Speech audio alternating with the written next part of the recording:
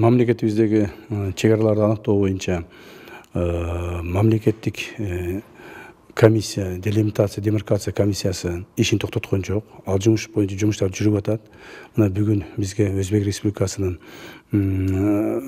биздин коллегаларыбыз келип атат. Алар менен биз жолугушуу өткөзүп, демаркация маселелерин карап атабыз. Андан сырткары Өзбек Республикасы менен дагы ошол делимитация, демаркация маселелери боюнча сүйлөшүүлөр тынымсыз жүрүп атат, ар түрдүү форматта. И Тажик Республикасы менен дагы ушундай маселелер жүрүп атат. Буюрса, алдыга жылуулар бар, жакшы, позитивдүү маселелер бар болуп атат.